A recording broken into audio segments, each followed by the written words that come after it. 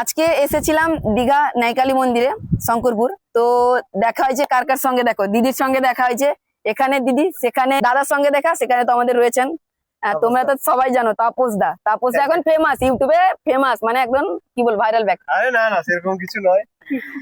তো হঠাৎ সবার সাথে দেখা, আজকে আমরা বাড়িতে ছিলাম, ভাবলাম একটু ঘুরতে যাবো, দিয়ে বেরিয়েছিলাম নাইকালি মন্দিরে। মানে কেউ কাউকে যোগাযোগ করে না, কিন্তু সবার সাথে সবার দেখা হয়ে গেছে। একজনের সঙ্গে দেখা মানে দিনটা খুবই শুভ। একদম সবার সাথে কথা বলে খুব ভালো লাগছে। হ্যাঁ, ক্যামেরাম্যান ক্যামেরা না ভালো করে। হ্যাঁ, মিনালদা আমাদের ক্যামেরার পিছনে আছে।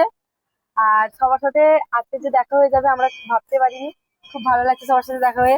হঠাৎ একটা হঠাৎই সবার সাথে দেখা আর হয়েছে। আজকের ওয়েদারটাও ভালো পুরো একদম ঠান্ডা ঠান্ডা একটু weather আছে। একদম ঠান্ডা। সন্দীপ কেমন আছো? ভালো।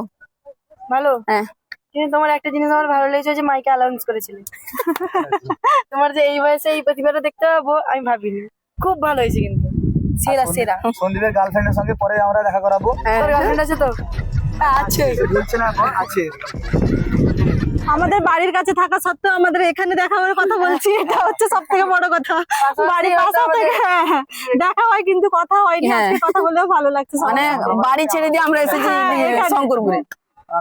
এমনি পাশাপাশি বাড়ি হয়তো কারোর সঙ্গে দেখা হয়। দেখা হয় না, দেখা হলেও হয়তো সবাই ব্যস্ত, যাদের কাজে কথা হয় না।